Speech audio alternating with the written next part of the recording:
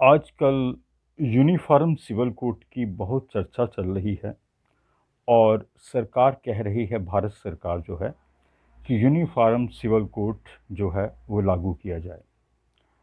तो कानून की भाषा में जो यूनिफॉर्म सिविल कोड है वो हमारे जो संविधान है उसके पार्ट 4 के 44 आर्टिकल में है, जिसमें लिखा हुआ है, मतलब पार्ट 4 के 44 में जो है आर्टिकल में है, और जिसमें लिखा गया है कि भारत में यूनिफॉर्म सिविल कोड जो है वो एप्लीकेबल होना चाहिए। अब यूनिफॉर्म सिविल कोड का मीनिंग क्या है? इसका मीनिंग क्या ये है कि जो हमारे सिविल राइट्स हैं, ड्यूटीज़ हैं, उस पर जो कानून है वो हर नागरिक पे सेम रहेगा, एक जैसा रहेगा, चाहे वो मुस्लिम है, हिंदू है, क्रिश्चियन है, ईसाई है या और किसी धर्म का, किसी भी जाति का है, तो उस पर ये सिविल जो राइट्स हैं और उसकी ड्यूटीज़ हैं वो एक जैसी रहेंगी। मसलन जैसे किसी की जो मैरिज होती है तो उसके बाद जो भी खर्चे का कानून है, डाइवोर्स का है, कोई भी है, वो एक जैसा रहेगा।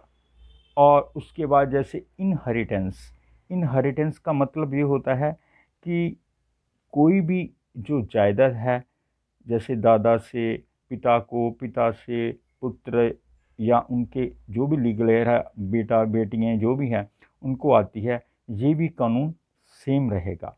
इसी तरह जब हम कोई गोद लेते हैं किसी को, बच्चे को, तो ये कानून भी सभी धर्मों के लिए, सभी जातियों के लिए एक जैसा रहेगा।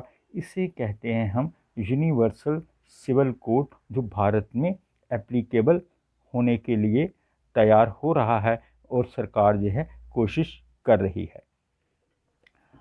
आगे इसको मैं आपको बताता हूँ कि ये जो 1995 में क्या हुआ कि सुप्रीम कोर्ट ने एक जजमेंट दी।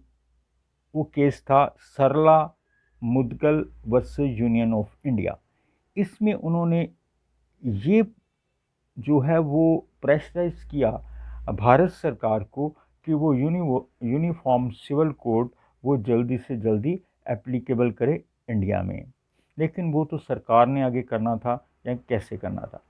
तो इसी तरह ही बाद में 2017 में जब मोदी सरकार को 3 साल हो गए थे, तो उसमें जो लॉ कमीशन था उसने रिकमेंड किया कि अभी जो है वो यूनिफॉर्म सिविल कोड एप्लीकेबल नहीं हो सकता। तो उसके बाद फिर ये नहीं हुआ। और आज भारत में जो गोवा स्टेट है वहाँ पर सभी नागरिकों को उस स्टेट में सेम अधिकार है, सेम कानून उन पर एप्लीकेबल होता है।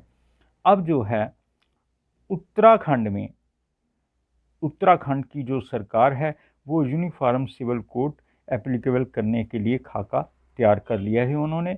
लेकिन मेरे जो जहन में ये आता है कि यूनिफॉर्म सिविल कोड ऐसे नहीं हो सकता, क्योंकि यदि हर स्टेट ऐसा करेगी, वो करेगी, वो ऐसे नहीं हो सकता। वो तो पूरे भारत के लिए एक जैसा होना चाहिए।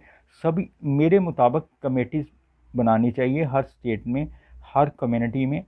और जो भी कस्टम किसी के हैं, हर कास्ट में, हर धर्म के लोगों में कमेटीज़, वो कमेटी जो हैं वो आगे डिस्ट्रिक्ट लेवल पे, स्टेट लेवल पे अपनी रिपोर्ट्स दे कि क्या क्या हो सकता है। उस हिसाब से जो सरकार को ये करना होगा कि कैसे जो यूनिफॉर्म सिविल कोड एप्लीकेबल होगा, ये सारा इस तरह होना चाहिए।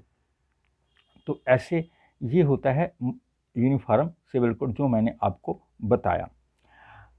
और भी मैं जो भी मेरी जो चैनल है इसको आप सब्सक्राइब कीजिए। मैं और भी बहुत से कानून इस पे लेके आया हूँ जो आपकी हर रोज़ की लाइफ में काम आएंगे। और भी जैसे आधार कार्ड पे, पैन कार्ड पे, और 323 क्या सेक्शन होता है, 107, 151 सीआरपीसी क्या होती है, बहुत से मैरिज के, अडॉप्शन के लॉज इसमें हैं। वो आप सभी इसको सब्सक्राइब कीजिए और लाइक कीजिए। Thank you for watching.